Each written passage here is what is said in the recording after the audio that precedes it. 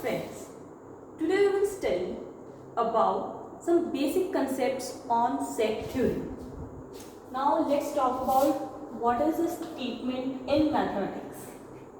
Basically a mathematical statement हम किसको कहेंगे? A sentence which can be judged to be either true or false, not both.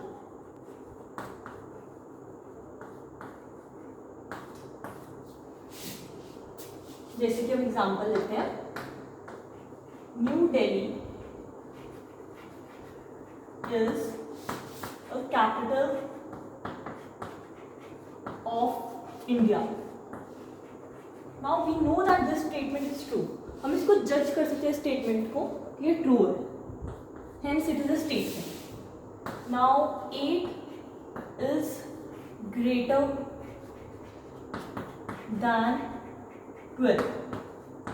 Similarly इस statement में आप देख के जज कर सकते हैं ये स्टेटमेंट फॉल्स है, because we know that 8 is less than 12. This statement is false. हम कोई नॉन एग्जाम्पल्स देखते हैं, जैसे कि हम ले लेते हैं हाउ आर यू. अब हाउ आर यू को पढ़ के हम ये तो नहीं जज कर सकते कि स्टेटमेंट ट्रू है या फॉल्स है. Hence it is not a statement, mathematical statement basically. Now let's talk about some commonly used symbols and notation in mathematics. This is a very common symbol for or. इसको हम universal quantifier भी कहते हैं.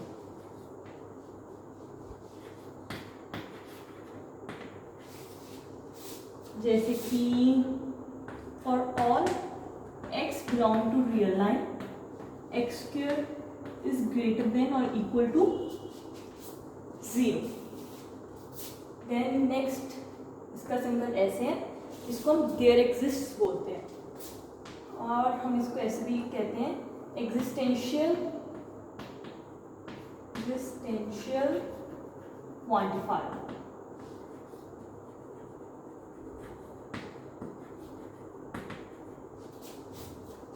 There exists for all x belonging to real line, there exists x less than 0 or x greater than equal to 0.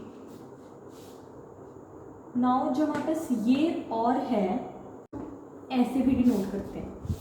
अभी हम next में करने जा रहे हैं this. It is known as और, या हम इसको दिस जंक्शन भी बोलते हैं. जैसे कि P और Q.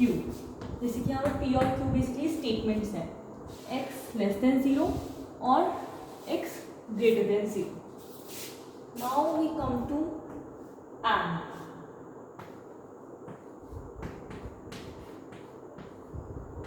इसको हम कंजक्शन भी बोलते हैं, वो स्टेटमेंट्स को मिलाने के काम आता है. P and Q. Now we come across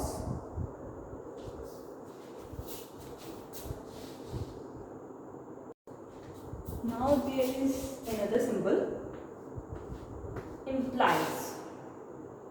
इसको हम implies बोलते हैं, implies 2.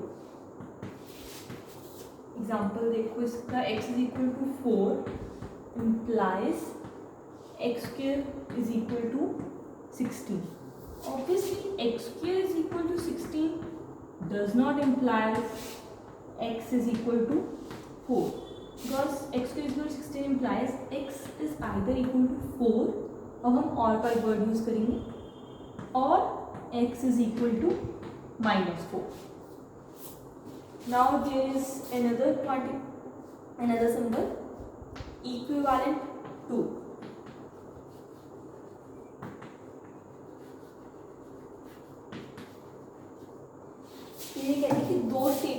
इक्विवेलेंट है। जैसे कि हम एग्जांपल लेते हैं, x + 2 = 7 implies x = 5. It also implies conversely, because x = 5, दोनों जगह +2 ऐड करो, x + 2 = 7, इसलिए हम इसको इक्विवेलेंट सिंबल यूज किया। Now last symbol I am going to talk about negation.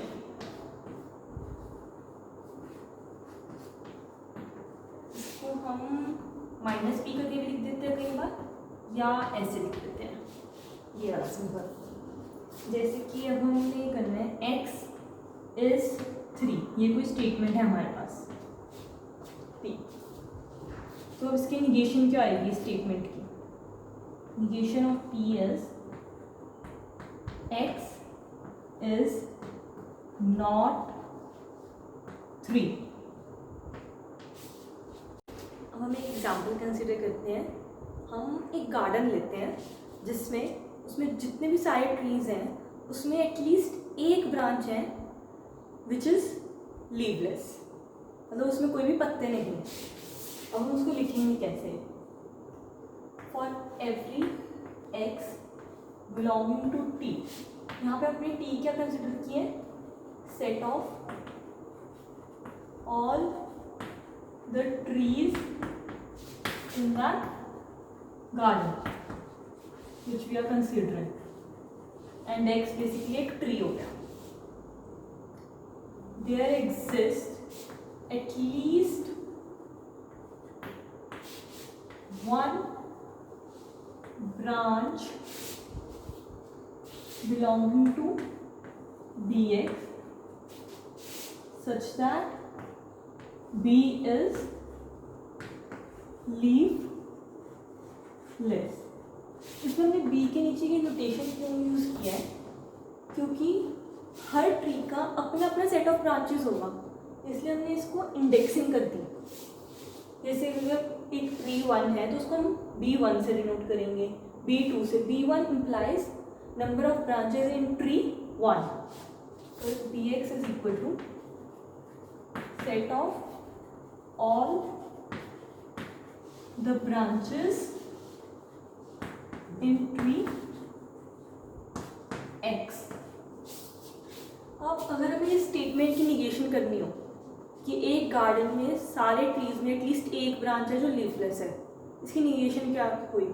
कोई भी हमें एक ऐसा ट्री मिल जाए जिसकी सारी ब्रांचेस में लीव्स हो, so there exist negation of this statement x belonging to t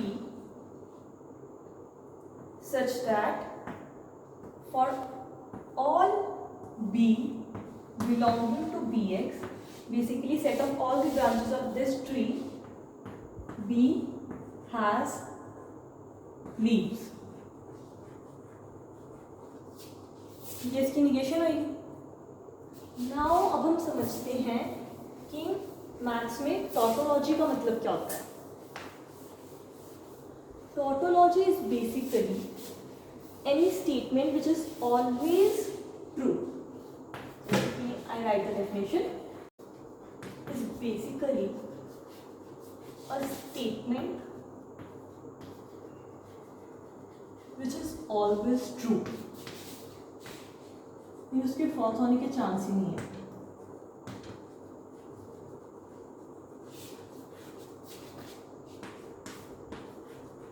और हम यहाँ पे एग्जाम्पल कंसिडर करते हैं।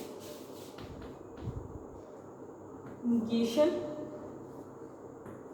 p एंड, जो भी हमेशा ऊपर वाला होता है उसको एंड कहते हैं। हम इसको ऐसे भी मेमोराइज कर सकते हैं कि जो हम एंड लिखते हैं वो ऐसे लिखते हैं, स्टार्टिंग फ्रॉम ए, तो इसके ऊपर वाला हमेशा एंड होता है। इम्प्लाइज निगेशन ऑफ p और निगेशन ऑफ q। अब हमारे पास 2 वैल्यूज है, हम ट्रूथ टेबल देखते हैं इसका p एंड q। अब वहाँ पे हमें एक देखनी है ये वाली वैल्यू p एंड q, इसकी निगेशन भी देखेंगे हम। अब हम देखते हैं negation of P, then we will see negation of Q, then in the end we will see negation of P or negation of Q.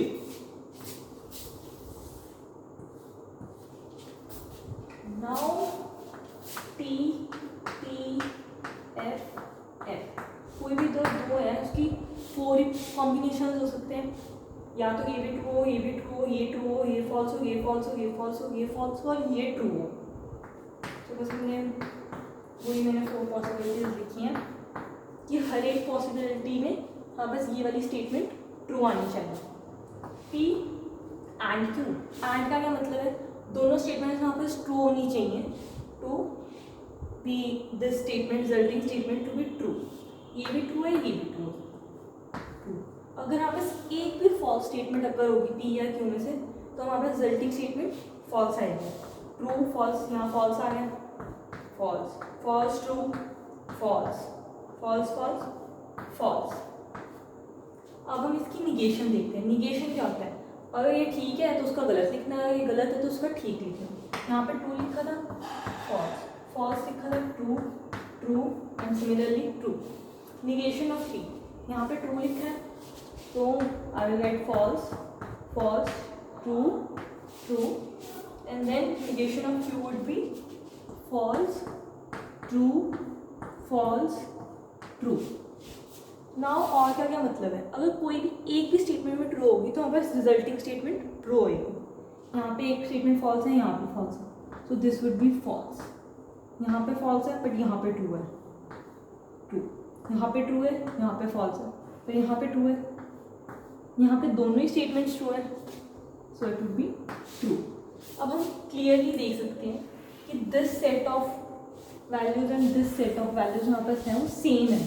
Basically this implies this, hence this statement is a tautology.